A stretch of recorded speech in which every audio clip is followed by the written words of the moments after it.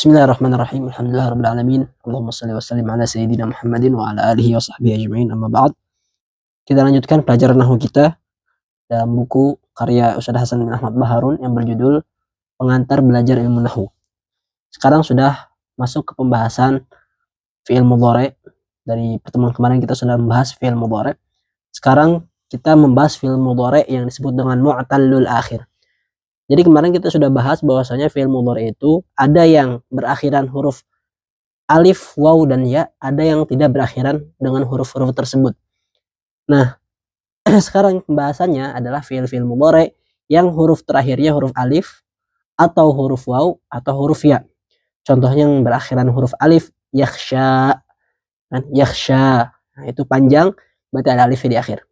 Kemudian yang berakhiran huruf waw contohnya yad'u. Ya kan? Ainnya panjang karena di akhirnya ada huruf waw. Kemudian yang berakhiran huruf ya contohnya yarmi. Nah, bagaimana harokat terakhir dari fiil ini ketika dia marfu dan ketika dia mansub dan dalam keadaan majzum. Nah, di sini kita baca langsung. Ustaz Hasan Baharun berkata, nomor 15. Adapun fi'il mudhari yang berakhiran alif, waw, dan ya atau yang disebut dengan mu'tallul akhir seperti yakhsha diakhiri dengan huruf alif, yad'u diakhiri dengan huruf waw, yashtari diakhiri dengan huruf ya. Kalau dia marfu maka tanda rafa'nya dengan dhammah muqaddarah, dhammah yang dikira-kirakan ada di atas alif, waw, dan ya. Seperti yad'ul ustadzu at-tilmidza. Contoh lain, yakhshal mu'minu Allah. Contoh lain lagi, yajril atfalu fis sahati.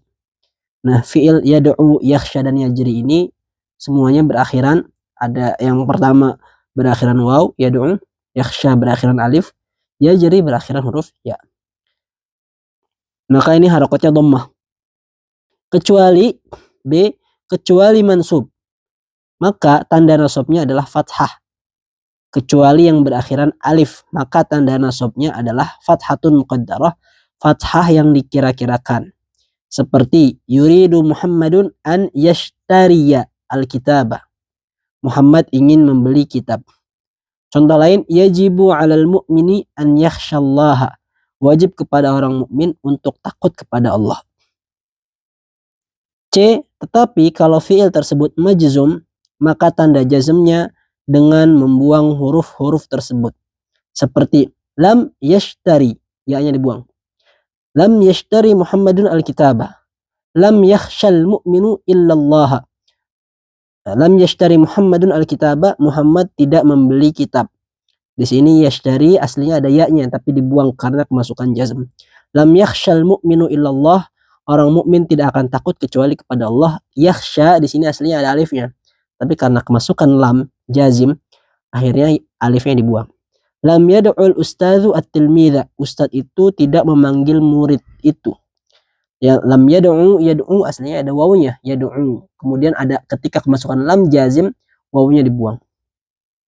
Nah, jadi fiil-fiil yang berakhiran huruf alif, waw, dan ya ini ketika tidak ada adatul nawasib atau amil nawasib sama amil jawazim, maka tanda i'rabnya adalah dhammah yang dikira-kirakan ada di akhir huruf dari fiil tersebut.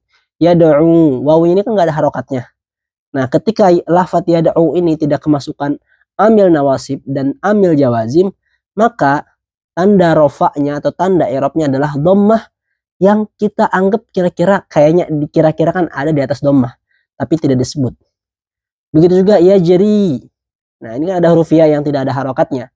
Nah, maka bagaimana?